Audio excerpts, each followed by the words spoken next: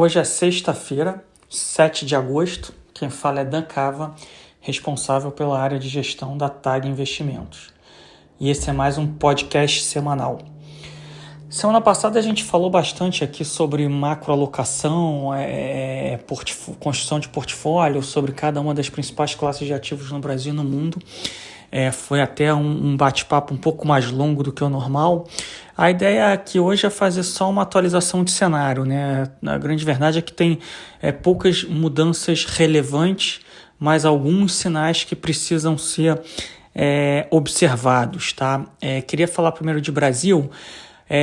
Duas coisas importantes ao longo dessa semana. A primeira foi a decisão do Banco Central, que cortou a taxa Selic para 2%, né, de 2,25% para 2%, menor taxa da história, e fez um comunicado que, se por um lado ele não fechou a porta para quedas adicionais da taxa Selic, por outro lado ele colocou o sarrafo muito em cima para quedas adicionais, né? E o que a gente viu de reação do mercado a essa decisão foi um dólar um pouco mais forte, que também tem um pouco de efeito do que está acontecendo no mundo. A gente viu um steepening da curva de juros e a nossa bolsa, depois de uma performance mais positiva, ela acabou ficando de lado, especialmente se a gente se comparar ao que ainda está acontecendo, principalmente na Bolsa Americana, nos índices de Bolsa dos Estados Unidos e no setor de tecnologia. Esse foi o grande destaque da semana, a gente pode dizer assim, né, o grande destaque efetivo. Mas um pouco desses movimentos, né, no câmbio, nos juros e na Bolsa, também tem a ver com o segundo tópico que eu queria comentar nesse bate-papo de hoje, que são os riscos envolvendo o cenário de contas públicas, o cenário fiscal do Brasil. E esse risco, de fato, não vou dizer que o risco tem crescido, mas tem discussões que preocupam. E a gente precisa ficar atento em relação a isso, e são riscos e discussões que também ajudam esse movimento de depreciação cambial, de steepening da curva de juros, e em algum momento, obviamente, pode vir a afetar também o mercado de renda variável. Acho que já está afetando, né, dado que os índices americanos chegaram a bater novos picos ao longo da semana e o Brasil acabou estacionando ali no 100 com 105 mil pontos, pegando o Ibovespa como parâmetro.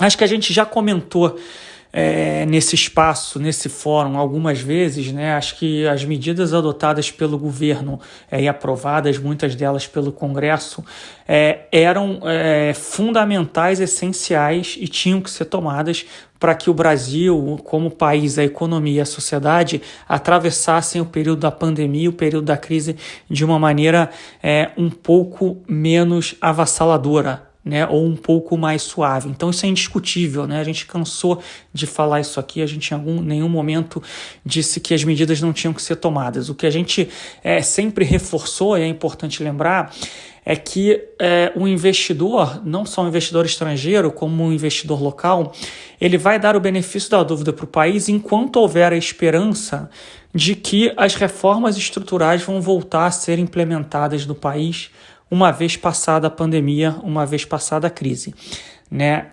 Se essas esperanças de que as reformas vão ser retomadas, elas forem perdidas, a gente pode ter uma situação de fragilidade muito grande dos ativos locais, porque a situação corrente das contas públicas do Brasil não é uma situação de conforto, muito pelo contrário, é uma situação de grande fragilidade. Então, eu diria que a gente está no meio do caminho desse processo, e ele fica um pouco encoberto pelo excesso de liquidez no mundo e pelas taxas de juros baixas no mundo. Mas quando a gente observa o que está acontecendo com a nossa taxa de câmbio em termos de volatilidade, em termos de performance relativa, a gente já sente alguma, entre aspas, desancoragem, né? Então acho que a gente está no meio do caminho, porque eu acho que nem o mercado tem a convicção de que as reformas vão ser retomadas assim que a pandemia e a crise acabarem, nem o mercado também tem a convicção que as reformas foram totalmente abandonadas. Então a gente está no meio do caminho. Mas a taxa de juros curta está baixa, taxa de juros longa nominalmente também está baixa. É verdade, mas se a gente pegar o formato da curva de juros, é um formato bastante inclinado. Se a gente pegar a performance do real, da nossa moeda contra as moedas desenvolvidas ou das moedas da Ásia, as moedas do leste europeu, obviamente que elas estão mais ligadas ao euro, a gente vê que teve um descolamento razoável. Obviamente que a nossa moeda tem se comportado muito parecida com moedas como da Turquia, da África do Sul e um pouco do México, que são países com problemas políticos e com problemas de fragilidades estruturais bem relevantes. Então, o que a gente viu acontecer ao longo dos últimos dias e das últimas semanas é, de fato, um debate, na nossa visão, preocupante em relação à continuidade dos gastos correntes que foram adotados em caráter de exceção devido à pandemia. Esses gastos, eles têm que ser gastos pontuais e localizados, eles não podem se tornar gastos permanentes. E o que preocupa é exatamente a possibilidade da classe política utilizar o momento de fragilidade da sociedade e transformar gastos que eram para ser pontuais em gastos permanentes. E isso, de fato, pode desancorar as expectativas dos agentes econômicos em relação à situação das contas públicas do Brasil. E isso, de fato, teve algum preço nesse movimento que a gente viu ao longo dessa semana de depreciação cambial, steepening da curva, e obviamente que tudo é misturado. Teve essa questão, teve a questão do corte de juros pelo Banco Central e teve também um movimento de depreciação de outras moedas emergentes. Então, é difícil a gente decompor o quanto do movimento é explicado por cada um desses fatores, mas a gente precisa estar atento a isso. Isso é uma questão, não vou dizer nova, mas mais recente e que a gente precisa acompanhar no detalhe. O terceiro ponto aqui para a gente falar de Brasil é a discussão da reforma tributária. De fato, o governo apresentou a proposta deles, o Congresso começou as discussões, não se avançou muito em relação a isso, acho que era esperado. A gente comentou aqui que o timing para aprovação esse ano ia ser muito difícil.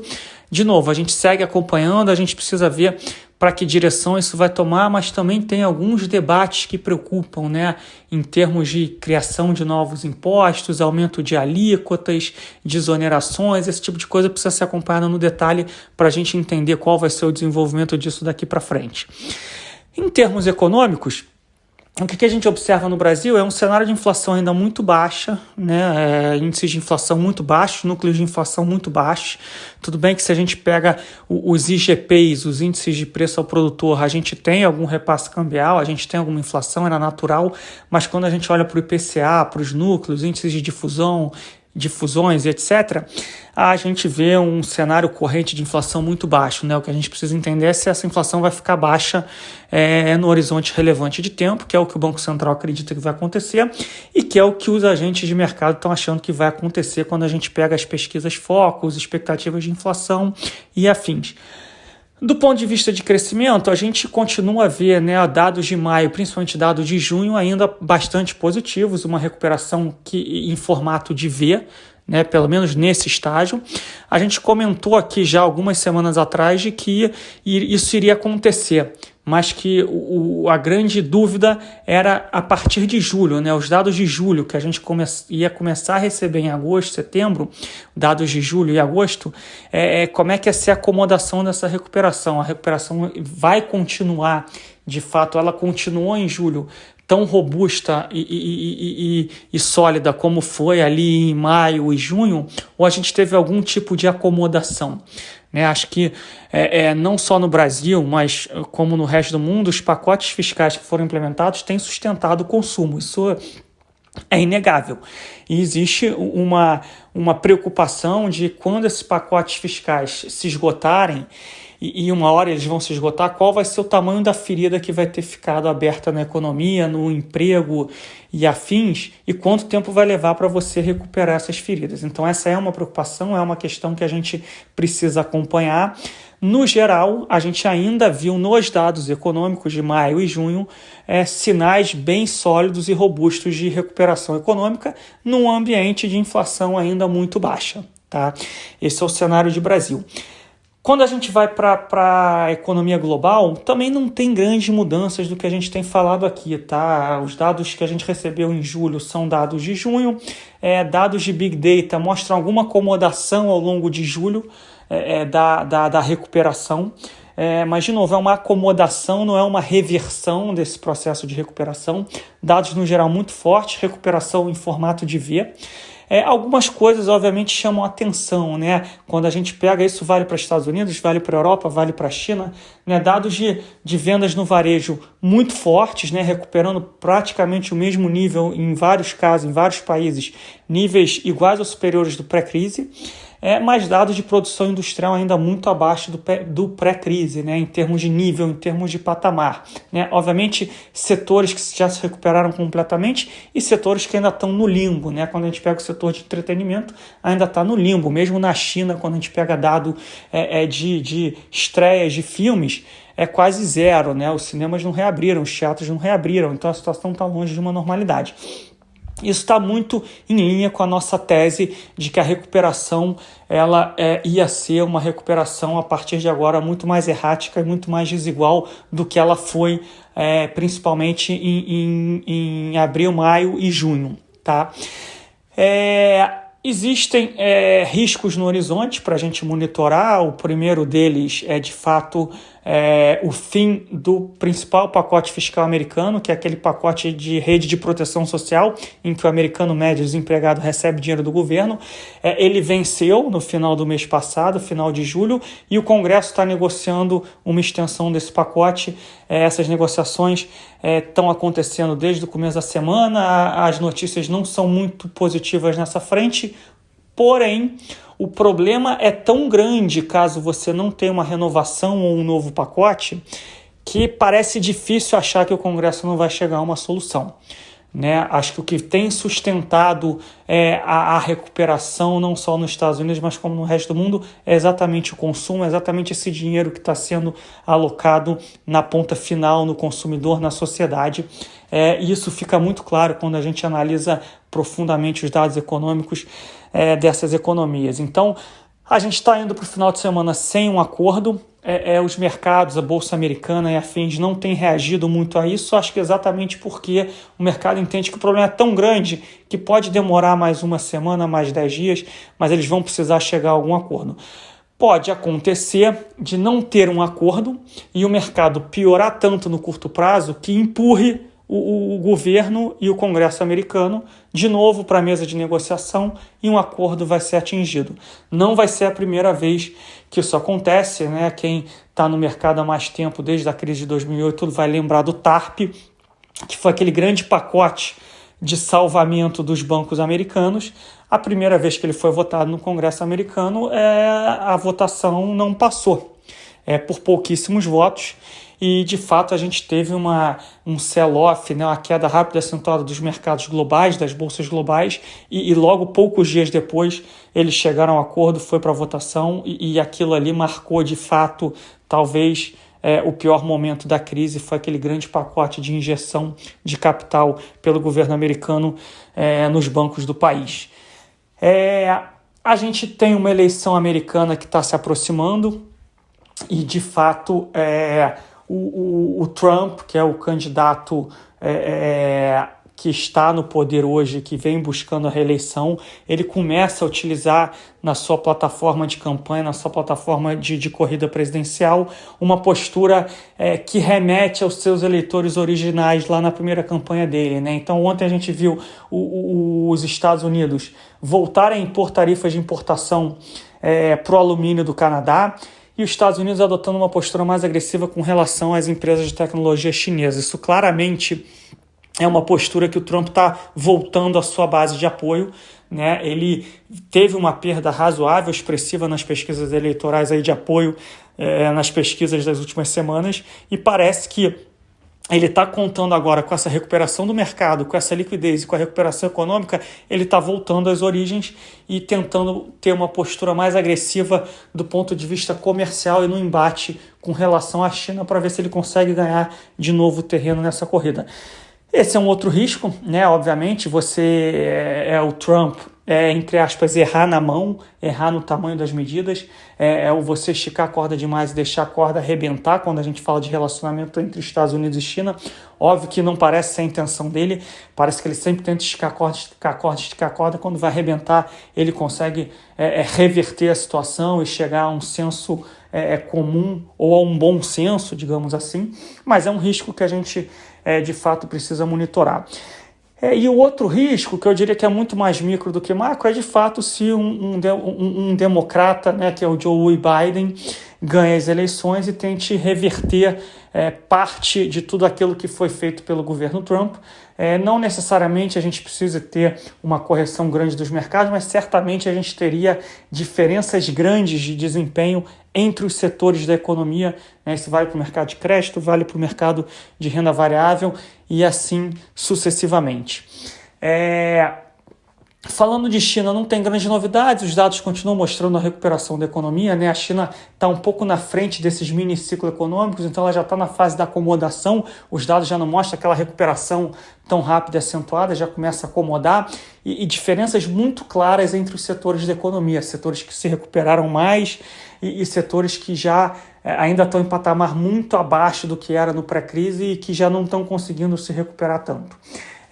Mesma coisa vale para a Europa, né? Os dados essa semana aí de vendas no varejo, dados muito fortes, dados de produção industrial foram dados fortes, mas não foram dados que fizeram com que a produção voltasse para o patamar que era antes da crise. Então, no geral, tirando alguns riscos pontuais que a gente precisa monitorar e que ainda não se concretizaram a despeito de poderem ter tido algum aumento de probabilidade, é um cenário ainda de recuperação econômica e uma recuperação que não vai ser em linha reta, vai ser errática, vai ser desigual e que vão ter desafios e obstáculos ao longo do tempo.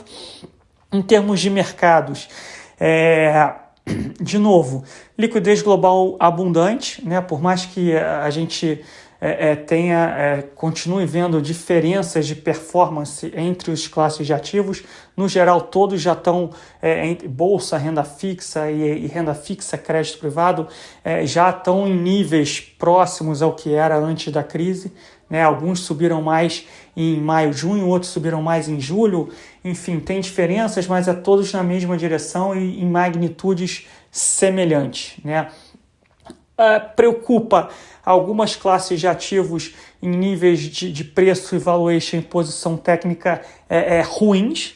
Não necessariamente isso quer dizer que o mercado precise cair ou vá cair, mas é uma coisa que merece atenção. Algumas classes de ativos andaram muito, estão com valuations pouco triviais. Alguns fluxos para algumas classes de ativos, para algumas regiões, foram muito grandes, muito fortes. Mas, no geral, são pontos de atenção e não mensagens de todo negativas, né? Era um pouco isso, não tem novidades extremamente relevantes no cenário, algumas pequenas atualizações que a gente fez aqui. Em termos de macroalocação, acho que continua valendo o nosso comentário da semana passada, então quem não teve a oportunidade de ouvir, acabou ficando um pouco mais longo do que o normal, mas acho que a gente conseguiu passar classe de ativo por classe de ativo, falar um pouco de preço, valuation, assimetria de cada uma dessas classes de ativos no Brasil e no mundo e de como a gente está se posicionando naquela classe de ativo. Queria desejar a todos um bom final de semana, um bom descanso e agradecer a audiência de vocês mais essa semana. Um grande abraço.